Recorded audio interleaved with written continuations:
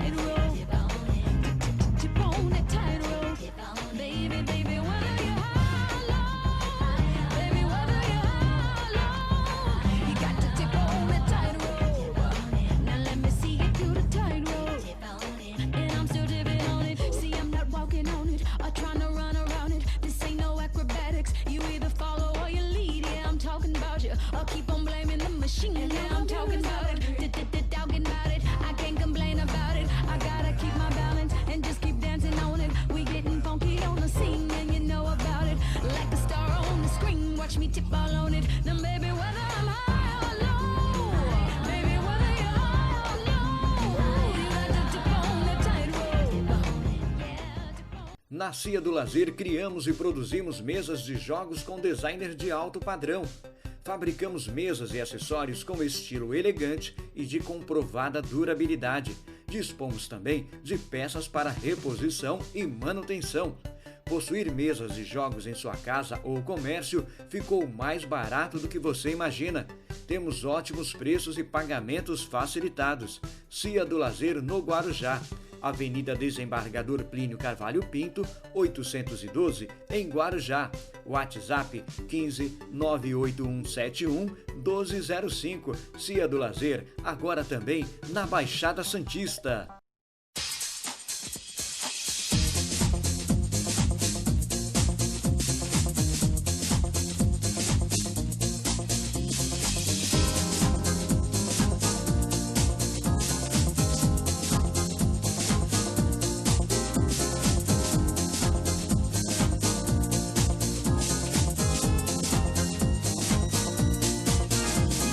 Colégio e Faculdade Dom Domênico, porque educar é uma questão de dom.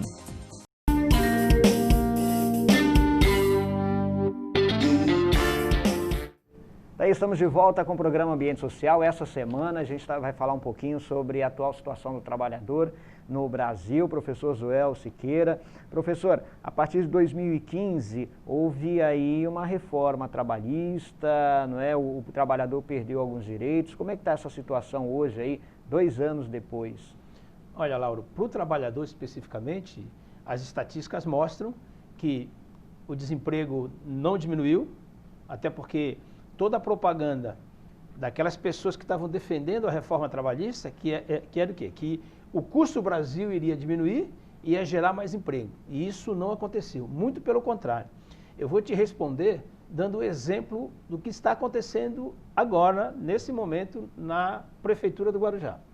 Os funcionários da limpeza da educação, eles serão remanejados para outra secretaria. Por quê? Porque a atual administração vai terceirizar o setor de limpeza dos próprios da educação. E isso é uma consequência direta da reforma trabalhista que só foi aceita, só foi votada e aprovada depois do afastamento do governo da Dilma. Isso é consequência direta das políticas trabalhistas do governo Temer. Ou seja, o que está gerando isso lá para os servidores da prefeitura que agora os servidores estão ligando lá para o sindicato perguntando o que o sindicato vai fazer. Aí eu tenho respondido, agora? Mas quando era para tirar o governo corrupto da Dilma, ia colocar o governo do Michel Temer, os sindicalistas foram para a rua, fizeram manifestação e falaram, são vagabundos, tem que acabar com o sindicato. Eu falei, agora estão aí. Ó. O que vai acontecer?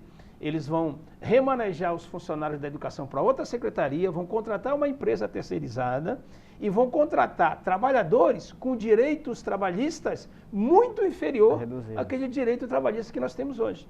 Tá? Então, esses trabalhadores que são contratados agora, nesse processo de terceirização, eles têm benefícios bem inferior do que aquele benefício que nós temos. E eu não posso pensar só no meu umbigo. Mas o meu já está garantido porque eu já sou efetivo. Não. As pessoas que estão sendo contratadas para essas empresas terceirizadas são seres humanos, que precisam, além de trabalhar, eles precisam também viver. Então, realmente, Lauro, de 2016 para cá, especificamente na área trabalhista, pro trabalhador, é um caos. Professor, pergunta que não quer calar. Por que o poder público, muitas vezes, ele alega que não tem verba, não tem receita para fazer concurso público? Porém, ele tem receita para contratar as empresas terceirizadas. Isso a gente vê nesse caso, no pessoal da limpeza, você vê pessoal também, por exemplo, olha, não tem dinheiro para fazer concurso público para a guarda municipal, mas tem para contratar uma empresa de segurança pública. Essa conta, ela não fecha muito esse raciocínio, né? Ou tem dinheiro ou não tem. Na realidade, dinheiro tem. É que a gestão, através de funcionários efetivos, é uma coisa. A gestão de uma empresa terceirizada é outra maneira, é outra questão. Tá? Devido aos próprios direitos, o poder público ele economiza de algum lado? Não, economizar não. Não. O que facilita para o gestor é aquele servidor que dá algum problema, aquele servidor que se ausenta com certa frequência. Numa empresa terceirizada, você manda ele embora, paga os direitos trabalhistas, que hoje são bem menores do que eram antes de 2016, e no funcionário efetivo não. No funcionário efetivo existem uns outros benefícios maior que ele tem o que a gente chama de estabilidade do servidor público, e isso tem uma dificuldade maior. E vou deixar uma coisa bem clara, Laura, até porque, como eu falei aqui no início, eu tenho o prazer de participar do teu programa, porque toda vez que eu participo do teu programa, a gente tem liberdade de se expressar, de falar. E para o administrador público, a empresa terceirizada é mais fácil, porque é melhor para ele colocar lá os empregados na empresa com mais facilidade do que através do concurso público. A respeito do programa, por enquanto, a gente ainda tem democracia, viu? E depois a gente já não garante. Vamos falar... A partir de 2019, talvez... Só Deus sabe. Só Deus sabe. Vamos falar em 2019, você falando sobre o funcionalismo público, né? A segurança, né? O funcionário que trabalha ou não. A equipe, uma parte da equipe do candidato Bolsonaro, ele fala em que não há necessidade do funcionário público ter essa estabilidade, que ele pode... Não sei qual que é a ideia dele, se ele pensa em mandar o povo embora agora, se ele pensa em rasgar a Constituição. Como é que os sindicatos veem isso? Olha, os sindicatos estão muito preocupados, inclusive eu, como diretor de sindicato, estou extremamente preocupado. Na última semana, a força sindical, a central sindical a qual o Sindiserve é filiado, se reuniu no Sintracomos, em Santos, e ficou definido que não só a força sindical, mas também a CUT, todas as centrais sindicais vão trabalhar efetivamente contra a campanha do Bolsonaro, porque nós entendemos que o futuro para o trabalhador e o futuro para a única instituição que defende o trabalhador, que são os sindicatos, está muito preocupante. Né? E por que isso tudo? Porque está claro no programa de governo, inclusive eu discuti essa semana, principalmente para a área do servidor público, onde o candidato falou numa entrevista à TV Bandeirantes que o grande rombo da Previdência está no setor público. Só que quando ele fala setor público, ele generaliza, ele não diferencia servidor público municipal, servidor público estadual, servidor público federal e nem militar. Ou seja, de militar ele nem cita absolutamente nada no programa de governo dele. Talvez por isso ele tenha o apoio dos militares. Sim, sem sombra de dúvida. Aonde existe o maior rombo é na conta da Previdência dos militares. Porque, para você ter uma ideia, hoje nós temos aí aproximadamente 370 mil servidores nas 3 Forças Armadas, com quase 700 mil de aposentados e pensionistas. Então, o maior rombo da Previdência é no setor militar. E também todos sabem que a Previdência ela só dá prejuízo em razão da falta de fiscalização. Tá? A falta de fiscalização de todos os governos que por lá passaram é que geraram esse rombo. E não é o servidor público, muito menos o servidor público municipal. Lauro e meus amigos e amigas que estão nos acompanhando aqui, nós fizemos algumas visitas para municípios aqui da região do Vale do Ribeira. O salário médio dos funcionários do município do Vale do Ribeira é de um salário mínimo. É de um salário mínimo. E são esses servidores públicos que dão prejuízo? Ou são servidores públicos federais, são os juízes, são o pessoal do judiciário, são o pessoal lá, lá em Brasília, dos funcionários de Brasília? São esses que têm que ser tratados de maneira diferente. Mas o servidor público municipal e o servidor público estadual não é causador desse rombo que o Bolsonaro diz que eles vão ter uma atenção especial. E isso me preocupa e muito. Porque sempre quando se pensa nesse choque econômico, em direitos, em quem está levando mais, em cortar gastos, professor, sempre se olha pelo lado, primeiro vamos cortar o custo da massa, vamos tirar o direito do trabalhador, vamos cortar a Bolsa Família, e sempre a nata evita se tocar naquela minoria que ganha a maioria. Tem uma explicação dentro de uma visão mais social disso tudo? Não, isso nós temos que analisar de maneira internacional, que o Brasil ele faz parte de um contexto de uma globalização internacional. Para os países centrais, o Brasil não pode se desenvolver como um todo.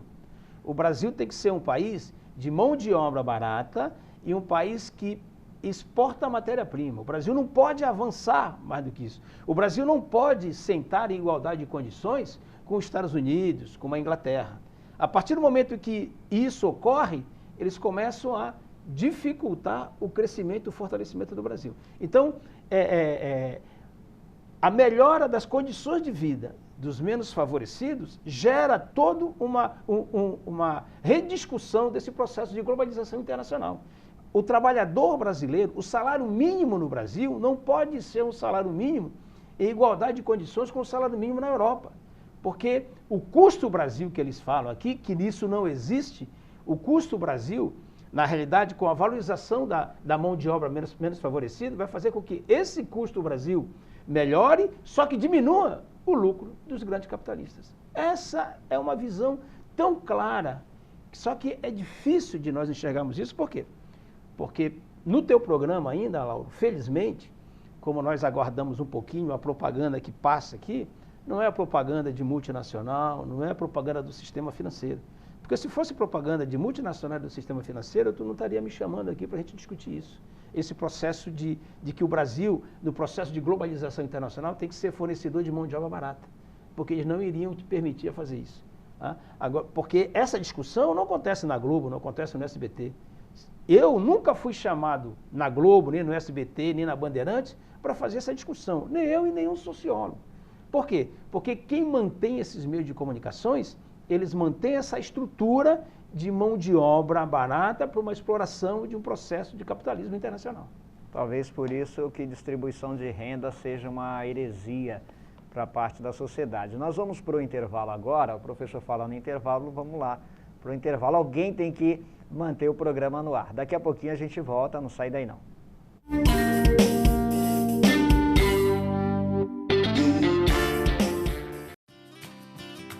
Na hora que bater aquela fome, venha para o Restaurante Milani em Ceada. Restaurante Milani, uma grande variedade de pratos quentes e frios, sobremesas, bebidas e o atendimento que você merece. Restaurante Milani, Estrada do Pernambuco, 267. Disque Marmitex 3391-3084. Curta nossa página no Facebook, facebook.com/Restaurante Milani.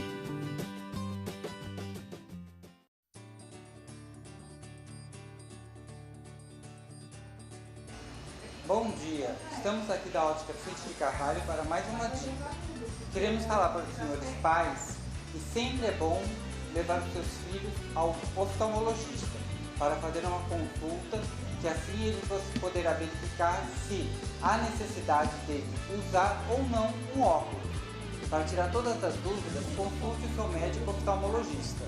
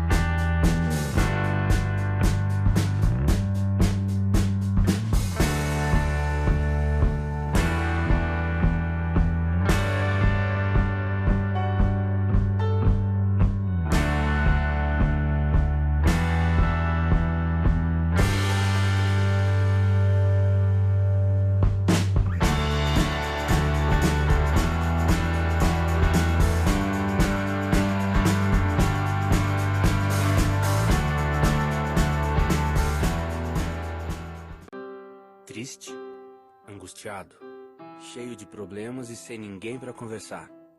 Então disque 188. 188 é o novo número de atendimento telefônico do CVV, Centro de Valorização da Vida. De orelhão, celular ou telefone fixo, a ligação é gratuita e funciona 24 horas todos os dias. Ligue 188 e receba apoio emocional.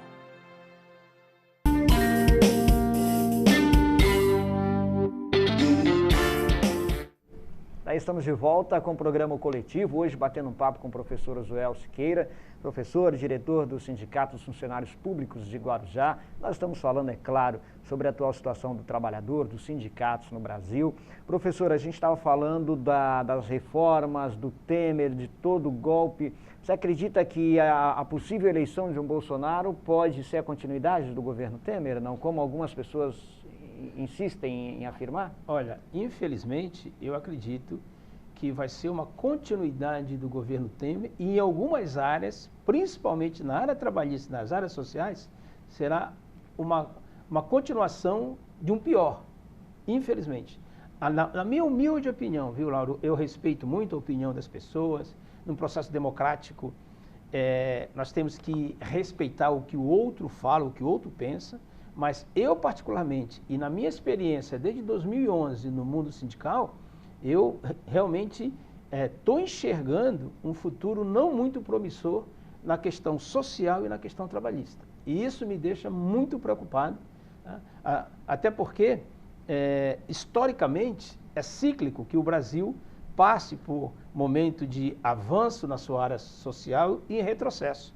Só que eu acredito, e a minha perspectiva com a futura vitória do Bolsonaro é realmente um retrocesso em todos os benefícios sociais que foi implantado desde 2012. Né? Nós já percebemos isso no governo do Temer. Infelizmente, todos os índices sociais de 2016 para cá, eles aumentaram. Né? E, infelizmente, a perspectiva da eleição do Bolsonaro é isso piorar, porque o discurso dele, o programa de governo dele, eu convido vocês a procurarem o programa de governo dele. Entendeu? É claro nessa questão. Então, eu não estou falando isso com base em fake news, é a gente procurar na questão do programa de governo dele. Então, isso fica claro. Você falando em fake news, saiu essa semana, por sinal hoje, nós estamos gravando aqui na quinta-feira, saiu uma bomba, né?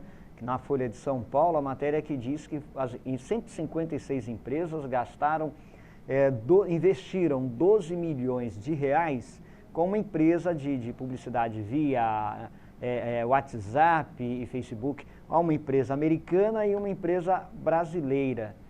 para enviar e fazer aí uma lavagem cerebral. Por sinal, o diretor, aí, o presidente do Datafolha, já deu já falou, que postou lá no Facebook, de que isso pode ter alterado o resultado no primeiro turno. Você acredita que essa nova forma de política pode estar realmente alterando o resultado das eleições?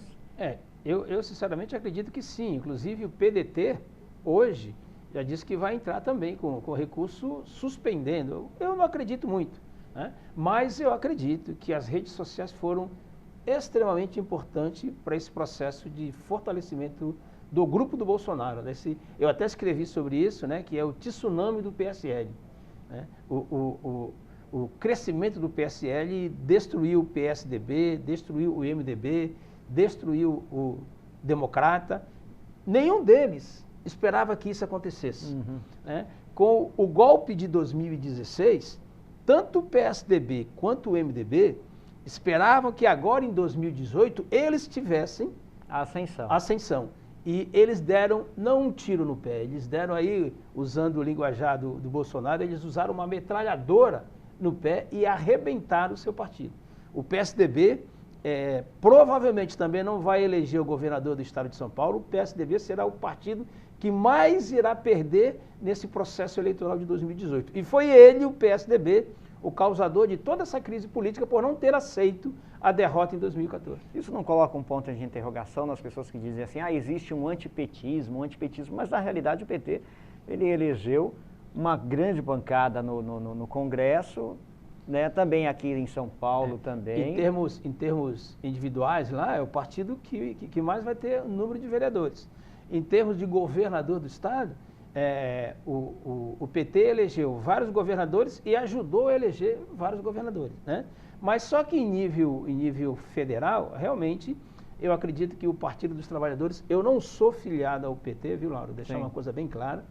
Eu sou filiado até hoje ao PTC, a pedido da minha amiga Maria Angélica Mariani, quando foi candidata a prefeito há 2 anos atrás. Eu afiliei e votei nela no primeiro turno, e não sou filiado ao PT, mas eu me preocupo com a questão social.